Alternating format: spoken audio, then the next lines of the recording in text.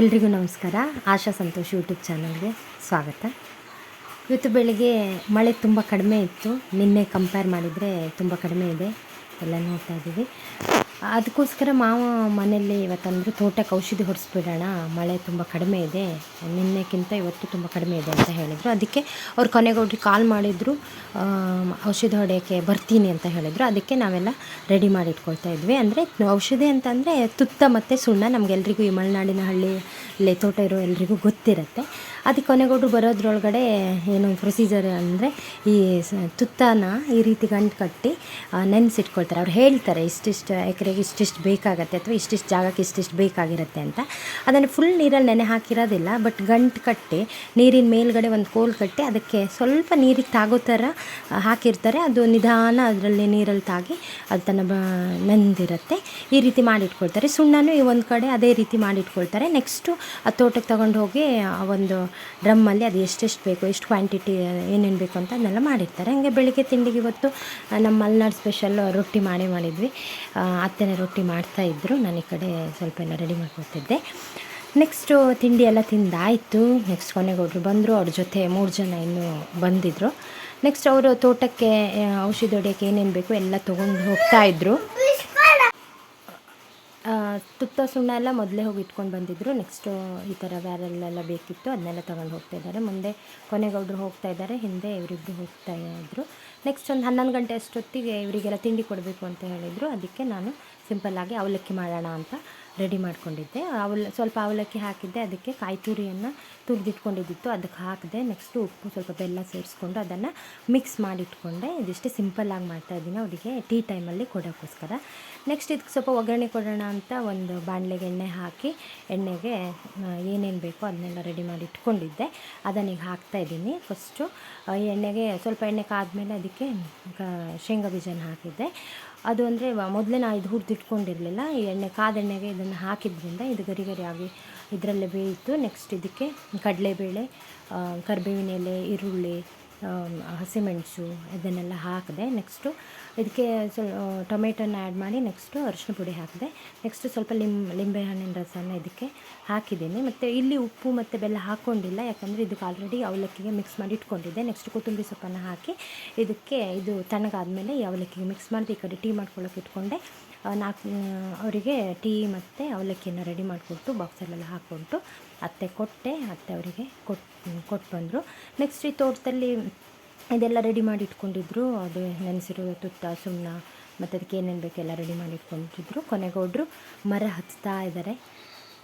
Next ಈ ಕಡೆ ಅದೆಲ್ಲ ಏನೇನು ಬೇಕು ಅದಕ್ಕೆ ಔಷಧಿ ಹೊಡೆಯೋಕ್ಕೆ ಅದನ್ನೆಲ್ಲ ರೆಡಿ ಮಾಡ್ಕೊಳ್ತಾ ಇದ್ದಾರೆ. ನೆಕ್ಸ್ಟ್ ಇವರಲ್ಲಿ ಈ ರೀತಿ ಔಷಧಿ ಹಾಕೋದು ನಡೀತಾ ಇದೆ. ನೆಕ್ಸ್ಟು ಕೊನೆಗೊಬ್ರು ಅಲ್ಲಿ ಮೇಲ್ಗಡೆಯಿಂದ ಔಷಧಿಯನ್ನು ಹೊಡಿತಾ ಇದ್ದಾರೆ.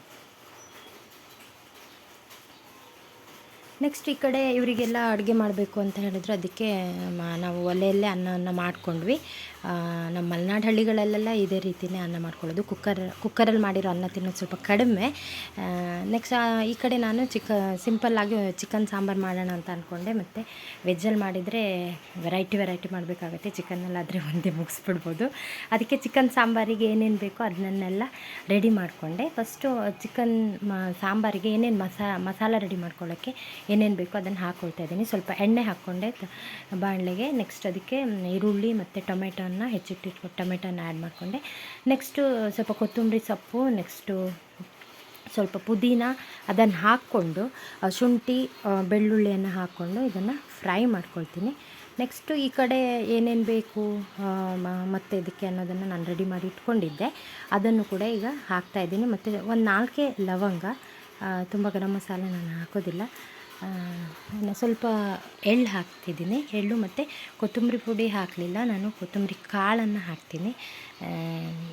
ಕೊತ್ತಂಬರಿ ಪುಡಿ ಬೇಕು ಅಂದರೆ ಸ್ವಲ್ಪ ಹಾಕ್ಕೊಳ್ತೀನಿ, ಬಟ್ ಈಗ ಕೊತ್ತಂಬರಿ ಕಾಳನ್ನೇ ಹಾಕ್ತಾಯಿದ್ದೀನಿ. ನೆಕ್ಸ್ಟು ಪುದೀನ ಹಾಕಿರಲಿಲ್ಲ, ಸ್ವಲ್ಪ ಪುದೀನ ಕೂಡ ಇದಕ್ಕೆ ಹಾಕ್ಕೊಂಡು ಇದನ್ನು ಫ್ರೈ ಮಾಡ್ಕೊಳ್ಬೇಕು. ನೆಕ್ಸ್ಟು ಇದನ್ನು ಸ್ವಲ್ಪ ಬೇಯಿಸ್ಕೊಂಡು ಒಂದೆರಡು ಗೋಡಂಬಿ ಕೂಡ ಬೇಕಾದರೆ ಹಾಕ್ಕೊಳ್ಬೋದು. ನೆಕ್ಸ್ಟು ತುರಿದಿಟ್ಕೊಂಡಿರೋ ಕಾಯಿ ತುರಿ ಇತ್ತು, ಅದಕ್ಕೂ ಆ್ಯಡ್ ಮಾಡಿದೆ. ಮತ್ತು ಸ್ವಲ್ಪ ಬೇಕು ಅಂದರೆ ಅರಿಶಿನ ಪುಡಿ, ಖಾರದ ಪುಡಿ, ಗರಂ ಮಸಾಲೆ ಪೌಡರು, ಕೊತ್ತಂಬರಿ ಪುಡಿ ಬೇಕಾದರೆ ಆ್ಯಡ್ ಮಾಡ್ಕೋಬೋದು. ನಾನು ಖಾರದ ಪುಡಿಯನ್ನು ಹಾಕಿದ್ದೀನಿ.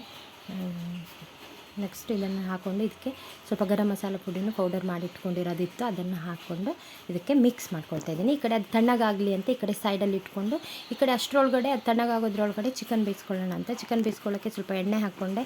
ನೆಕ್ಸ್ಟು ಇದು ಚಕ್ಕೆ, ಲವಂಗ, ಚಕ್ರ ಮೊಗ್ಗು ಇದನ್ನೆಲ್ಲ ಸ್ವಲ್ಪ ಎಣ್ಣೆಗೆ ಹಾಕ್ಕೊಂಡು ಫ್ರೈ ಮಾಡಿಕೊಂಡೆ. ಮತ್ತು ಜಜ್ಜಿಟ್ಟಿರೋಂಥ ಬೆಳ್ಳುಳ್ಳಿ ಮತ್ತು ಶುಂಠಿಯನ್ನು ಕೂಡ ಸ್ವಲ್ಪ ಹಾಕ್ಕೊಂಡೆ.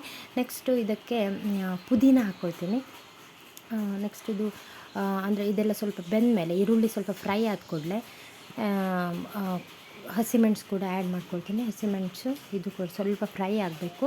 ಇದು ಸ್ವಲ್ಪ ಫ್ರೈ ಆದಮೇಲೆ ಇದು ಮೆಂತ್ಯ ಸೊಪ್ಪು ಹಾಕ್ಕೊಂಡಿದ್ದೀನಿ, ಸ್ವಲ್ಪ ಮೆಂತ್ಯ ಸೊಪ್ಪು ಹಾಕಿದ್ದೀನಿ ಫ್ಲೇವರ್ಗೆ. ಕಸೂರಿ ಮೇಥಿ ಬದಲು ಹಸಿ ಮೆಂತ್ಯ ಸೊಪ್ಪು ಕೂಡ ಹಾಕ್ಕೋಬೋದು. ನೆಕ್ಸ್ಟ್ ಸ್ವಲ್ಪ ಪುದೀನನ ಹಾಕ್ಕೊಂಡು ಇದನ್ನು ಫ್ರೈ ಮಾಡೋಕ್ಕೆ ಸ್ವಲ್ಪ ಹಸಿ ವಾಸನೆ ಬರೋವರೆಗೆ ಇದನ್ನು ಫ್ರೈ ಮಾಡಬೇಕು. ಅದಾದಮೇಲೆ ಇದಕ್ಕೆ ಈರುಳ್ಳಿ ಹಾಕಿದ್ದೀನಿ, ಆಮೇಲೆ ಒಂದು 4 ಹಸಿಮೆಣಸನ್ನು ಹಾಕಿ ಸ್ವಲ್ಪ ಉಪ್ಪು ಮತ್ತು ಅರಿಶಿನ ಪುಡಿ ಹಾಕಿ ಸ್ವಲ್ಪ ಫ್ರೈ ಮಾಡ್ಕೊಳ್ತೀನಿ. ಈರುಳ್ಳಿ ಬೇಗ ಬೇಯುತ್ತೆ. ನೆಕ್ಸ್ಟ್ ಇದಕ್ಕೆ ತೊಳೆದು ಇಟ್ಕೊಂಡಿರುವಂಥ ಚಿಕನನ್ನು ಆ್ಯಡ್ ಮಾಡಿದ್ದೀನಿ. ಈ ಚಿಕನನ್ನು ಬೇಯಲಿಕ್ಕೆ ಇಟ್ಟಿದ್ದೆ, ಇದು ಬೇಯ್ತಾ ಇದೆ. ಈ ಕಡೆ ಬೆಂದಾದ ಕೂಡಲೇ ಇದಕ್ಕೆ ರುಬ್ಬಿಟ್ಟಿರುವಂಥ ಮಸಾಲ ಇತ್ತು, ಅದನ್ನು ಹಾಕ್ಕೊಂಡಿದ್ದೀನಿ. ಏನೇನು ಮಸಾಲೆಗೆ ಹಾಕಿದ್ದೀನಿ ಅಂತ ಹೇಳಿದ್ದೀನಿ. ನೆಕ್ಸ್ಟ್ ಇದು ಬೇಯಲಿಕ್ಕೆ ಇಟ್ಟಿದ್ದೀನಿ. ಇದು ಕುದೀತಾ ಇದೆ. ಇದು ಕುದ್ದಾದಮೇಲೆ ಈ ಕಡೆ ಸ್ವಲ್ಪ ಚಿಕನ್ ಇಟ್ಕೊಂಡಿದ್ದೆ, ಅದನ್ನು ಸಿಂಪಲ್ಲಾಗಿ ಒಂದು ಚಿಕನ್ ಡ್ರೈ ಮಾಡೋಣ ಅಂತ ಅಂದ್ಕೊಂಡೆ. ಬಟ್ ಅದ್ರ ಸ್ವಲ್ಪ ಗ್ರೇವಿ ಇರಬೇಕು ಅಂತ ಈ ರೀತಿ ಮಾಡ್ತಾಯಿದ್ದೀನಿ. ಅದಕ್ಕೇನಿಲ್ಲ, ಸಿಂಪಲ್ಲಾಗಿ ಎಣ್ಣೆ ಹಾಕ್ಕೊಂಡು ಅದಕ್ಕೆ ಬೆಳ್ಳುಳ್ಳಿ ಮತ್ತು ಕರಿಬೇವಿನ ಎಲೆ, ಈರುಳ್ಳಿಯನ್ನು ಹಾಕಿ ಈರುಳ್ಳಿ ಸ್ವಲ್ಪ ಫ್ರೈ ಆದಮೇಲೆ ಬೇಗ ಫ್ರೈ ಆದ ಕೂಡಲೇ ಇದಕ್ಕೆ ಟೊಮೆಟೊ ಹಾಕ್ಕೊಂಡೆ. ಇದಕ್ಕೆ ಈ ಚಿಕನ್ನಿಗೆ ನಾನು ಶುಂಠಿ ಬೆಳ್ಳುಳ್ಳಿ ಪೇಸ್ಟು ಮತ್ತು ಇವುಗಳನ್ನ ಪುದೀನ ಪೇಸ್ಟು, ಹಸಿಮೆಣಸು ಪೇಸ್ಟ್ ಇದನ್ನೆಲ್ಲ ಆ್ಯಡ್ ಮಾಡಿ ಹಾಕಿ ನೆನೆಸಿಟ್ಕೊಂಡಿದ್ದೆ. ಇದು ನೆನೆದಾದಮೇಲೆ ಇದು ಬೆಂದ ಕೂಡಲೇ ಇದಕ್ಕೆ ಹಾಕ್ತೀನಿ. ನೆಕ್ಸ್ಟು ಇದನ್ನೆಲ್ಲ ಮಿಕ್ಸ್ ಮಾಡಿ ನೆಕ್ಸ್ಟ್ ಒಂದು ಲಿಂಬೆಹಣ್ಣನ್ನು ಹೇಳ್ತೀನಿ. ನೆಕ್ಸ್ಟು ಸ್ವಲ್ಪ 1 ಲೋಟ ನೀರು ಹಾಕಿ ಇದು ಮುಚ್ಚಿಟ್ಟು ಇದನ್ನು ಬೇಯಿಸ್ಲಿಕ್ಕೆ ಇಡ್ತೀನಿ. ಒಂದು 20 ಮಿನಿಟ್ಸ್ ಇದು ಬೆಂದರೆ ಸಾಕು. ಇಲ್ಲಿಗೆ ಇದು ಕ್ಲಿಯರ್ ಆಯಿತು. ನೆಕ್ಸ್ಟು ಈ ಕಡೆ ಇದು ಬೇಯ್ತಾ ಇದೆ ಮತ್ತು ಸಾಂಬಾರು ಕೂಡ ರೆಡಿ ಆಯಿತು. ಅನ್ನ ಕೂಡ ಸ್ವಲ್ಪ ಮಾಡಿದ್ವಿ ಅದರಲ್ಲೇ, ಅದು ಕೂಡ ರೆಡಿ ಆಯಿತು. ನೆಕ್ಸ್ಟು ಟೈಮ್ 1:30 ಆಯಿತು, ಅವ್ರು ಊಟಕ್ಕೆ ಬರೋ ಟೈಮ್ ಆಯಿತು. ಅದಕ್ಕೆಲ್ಲ ಏನೇನು ಬೇಕೋ ಅದೆಲ್ಲ ನಾನು ರೆಡಿ ಮಾಡಿ ಇಟ್ಟಿದ್ದೆ. ನೆಕ್ಸ್ಟ್ ಅವ್ರು ಊಟಕ್ಕೆ ಬಂದರು, ಕೈಕಾಲು ತೊಳ್ಕೊಳ್ತಾಯಿದ್ರು. ನೆಕ್ಸ್ಟ್ ಊಟಕ್ಕೆ ಬಂದರು. ಊಟಕ್ಕೆ ಎಲ್ಲ ರೆಡಿ ಮಾಡಿ ಇಟ್ಕೊಂಡಿದ್ವಿ. ನಮ್ಮ ಅತ್ತೆ ಅವರಿಗೆಲ್ರಿಗೂ ಊಟಕ್ಕೆ ಬಡಿಸಿದ್ರು. ಅವ್ರದ್ದು ಊಟ ಎಲ್ಲ ಆಯಿತು. ಸ್ವಲ್ಪ ಹೊತ್ತು ಕೂತ್ಕೊಂಡ್ರು. ನೆಕ್ಸ್ಟ್ ಟೀ ಮಾಡಿಕೊಡಿ ಅಂತ ಹೇಳಿದರು, ಟೀ ಮಾಡಿಕೊಟ್ಟೆ. ನೆಕ್ಸ್ಟ್ ಅವರು ಸ್ವಲ್ಪ ಹೊತ್ತು ರೆಸ್ಟ್ ಮಾಡಿ ಮತ್ತೆ ಮಧ್ಯಾಹ್ನ ಇದಕ್ಕೆ ಹೋಗ್ತಾರೆ. ಇಲ್ಲಿಗೆ ಇವತ್ತಿನ ವ್ಲಾಗನ್ನು ಮುಗಿಸ್ತಾ ಇದ್ದೀನಿ. ಥ್ಯಾಂಕ್ಸ್.